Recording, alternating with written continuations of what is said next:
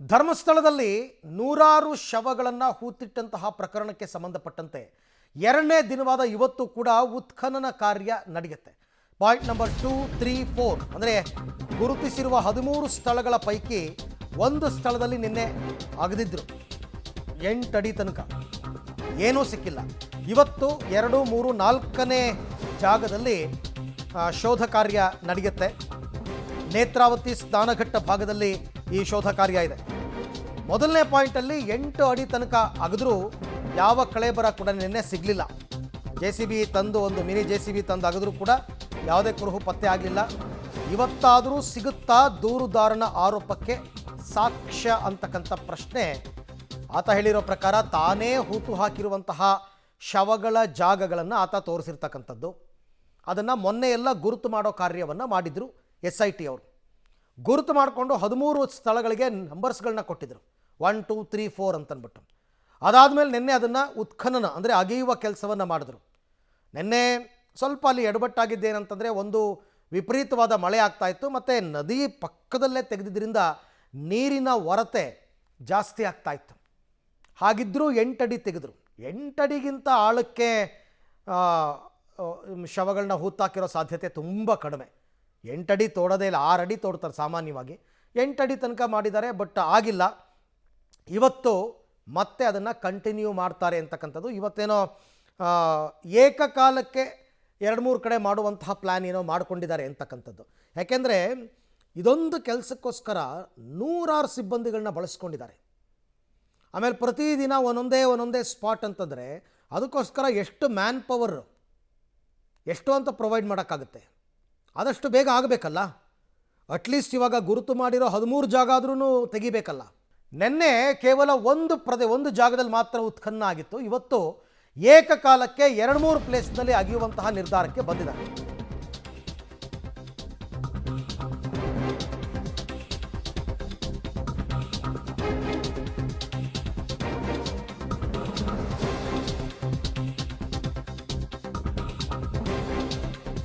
ನೋಡಿ, ಇವತ್ತು ಏಕಕಾಲಕ್ಕೆ 2-3 ಕಡೆ ಉತ್ಖನನ ನಡೆಯುವಂತಹ ಸಾಧ್ಯತೆ ಇದೆ. ಪಾಯಿಂಟ್ ನಂಬರ್ 2, 3, 4 ಅದನ್ನು ಅಗಿತಾರೆ ಅಂತ ಸಾಧ್ಯತೆ ಹೇಳ್ತಾ ಇರೋದು. ಒಂದೇ ಸಮಯದಲ್ಲಿ 3 ಕಡೆ ಅಗಿಬಹುದು. ಉತ್ಖನನ ಪ್ರಕ್ರಿಯೆ ಬೇಗ ಮುಗಿಸೋ ನಿಟ್ಟಿನಲ್ಲಿ ಈ ರೀತಿ ಪ್ಲ್ಯಾನ್ ಮಾಡ್ಕೊಂಡಿದ್ದಾರೆ. ಅರಣ್ಯ ಪ್ರದೇಶದ 2ರಿಂದ 8 ಸಂಖ್ಯೆಯವರೆಗೆ ಈಗ ಜಾಗ ಗುರುತಿಸಿದ್ದಾರೆ. ಬಟ್ ಈ ಜಾಗದಲ್ಲೆಲ್ಲ ಹಿಟಾಚಿ ಹೋಗೋದೇ ಕಷ್ಟ ಸಾಧ್ಯ. ಹಿಟಾಚಿ ಹೋದರೂ ಅರಣ್ಯ ಇಲಾಖೆಯಿಂದ ನಿರ್ಬಂಧ ಇರುತ್ತೆ. ಸೊ ಹಾಗಾಗಿ SITಗೆ ಸವಾಲಾಗಿದೆ ಈ ಉತ್ಖನನ ಕಾರ್ಯ. ಎಲ್ಲದಕ್ಕೂ ಅರಣ್ಯ ಇಲಾಖೆಯವರು ಪರ್ಮಿಷನ್ ಕೊಡಲ್ಲ. ಆಮೇಲೆ ಆರಂಭದಲ್ಲಿ ಒಂದು 12 ಜನರನ್ನು ಬಳಸ್ಕೊಂಡು ಇವರು ಗುಂಡಿ ತೆಗೆಯುವ ಕೆಲಸವನ್ನು ಮಾಡಿದರು. ಇವತ್ತು ಡಾಗ್ ಸ್ಕ್ವಾಡ್ ಎಲ್ಲ ಬಳಸ್ತಾರೆ ಅಂತಕ್ಕಂಥ ಒಂದು ಆಲೋಚನೆ ಇದೆ ಅವರಿಗೆ. ಅದು ಕೂಡ ಸಾಧ್ಯತೆ ಇದೆ. ಒಟ್ಟಾರೆ ಈ ಎಲ್ಲ ಸವಾಲುಗಳನ್ನು ಮೆಟ್ಟಿ ನಿಂತು ಸಮಾಧಿಯ ರಹಸ್ಯ ಹೊರಗೆ ಬರುತ್ತಾ ಅನ್ನುವಂತಹ ಒಂದು ಪ್ರಶ್ನೆ ಈಗ ಮೂಡ್ತಾ ಇದೆ.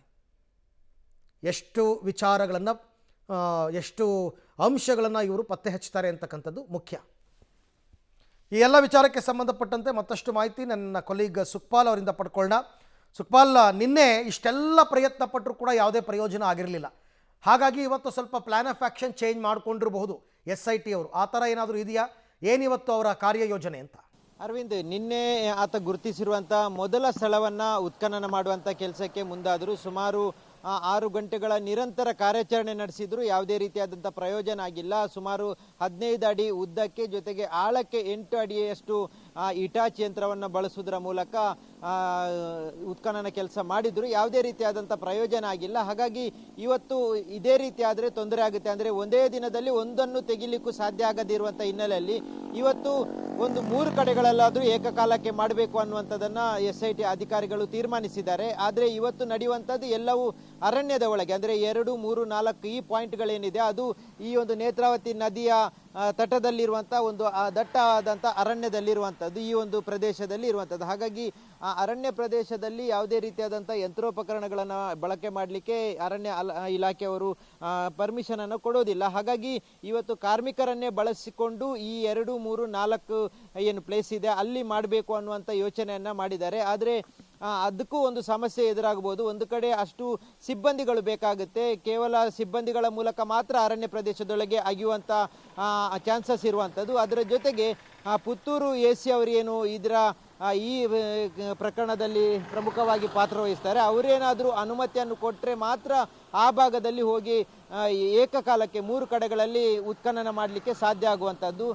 ಅವರೇನಾದರೂ ಪರ್ಮಿಷನನ್ನು ಕೊಡದೇ ಇದ್ದರೆ ಅದು ನಿನ್ನೆ ಹಾಗೆ ಪ್ರಾಸೆಸ್ ಒಂದೇ ಕಡೆಗಳಲ್ಲಿ ನಡೆಯುವಂಥ ಸಾಧ್ಯತೆ ಇರುವಂಥದ್ದು. 3 ಕಡೆಗಳಲ್ಲಿ ಏನಾದರೂ ಈ ರೀತಿಯಾದಂಥ ಪ್ಲ್ಯಾನನ್ನು SIT ಅವರು ಮಾಡಿಕೊಂಡಿರುವುದನ್ನು ಇಂಪ್ಲಿಮೆಂಟ್ ಮಾಡಬೇಕಿದ್ರೆ ಅದು AC ಅವರ ಅನುಮತಿ ಬೇಕಾಗುತ್ತೆ. AC ಅವರ ನಿರ್ಧಾರ ಏನು ಅನ್ನುವಂಥದ್ದು ಈಗ ಪ್ರಮುಖವಾಗುವಂಥದ್ದು. 2-3 ಕಡೆಗಳಲ್ಲಿ ಬೇರೆ ಬೇರೆ ಕಡೆಗಳಲ್ಲಿ, ಅದು ಒಂದೇ ಕಡೆಗಳಲ್ಲಿ ಇಲ್ಲ. ಆ ಅರಣ್ಯದೊಳಗಿರುವಂಥದ್ದು ಇನ್ನೂ 7 ಪಾಯಿಂಟ್ಗಳಿದೆ. ಆ ದಟ್ಟ ಅರಣ್ಯದೊಳಗೆ ಅಲ್ಲಿರುವಂಥ 7 ಪಾಯಿಂಟಲ್ಲಿ ಇನ್ನೊಂದು 3 ಪಾಯಿಂಟ್ಗಳನ್ನು ಇವತ್ತು ತೆಗೆಯುವಂಥ ಒಂದು ಪ್ಲ್ಯಾನನ್ನು SIT ಅಧಿಕಾರಿಗಳು ಮಾಡಿದ್ದಾರೆ. ಆದರೆ SITಗಳು ಅಧಿಕಾರಿಗಳು ಮಾಡುವುದಕ್ಕಿಂತ ಪ್ರಮುಖವಾಗಿ ಇಲ್ಲಿನ AC ಅವರು ಅದಕ್ಕೆ ಪರ್ಮಿಷನನ್ನು ಕೊಡಬೇಕಾಗುತ್ತೆ. ಒಂದು ವೇಳೆ AC ಅವರು ಏನಾದರೂ ಪರ್ಮಿಷನನ್ನು ಕೊಟ್ಟರೆ ಆಗ ಏಕಕಾಲದಲ್ಲಿ 3 ಕಡೆಗಳಲ್ಲಿ ಉತ್ಖನನ ಮಾಡುವಂಥ ಕೆಲಸಗಳಾಗುತ್ತೆ. ಇಲ್ಲ ಅಂತ ಹೇಳಿದರೆ ನಿನ್ನೆ ನಡೆದ ರೀತಿಯಲ್ಲಿ ಒಂದೇ ಕಡೆಯಲ್ಲಿ ಉತ್ಖನನ ಮಾಡುವಂಥ ಕೆಲಸ ಆಗುತ್ತೆ. ಈಗ ಆತ 13 ಕಡೆಗಳಲ್ಲಿ ಗುರುತಿಸಿರುವಂಥ ಕಾರಣಕ್ಕಾಗಿ ಆ 13 ಕಡೆಗಳಲ್ಲೂ ಉತ್ಖನನ ಮಾಡುವಂಥ ಅನಿವಾರ್ಯತೆ SITಗೆ ಇರುವಂಥದ್ದು. ಹಾಗಾಗಿ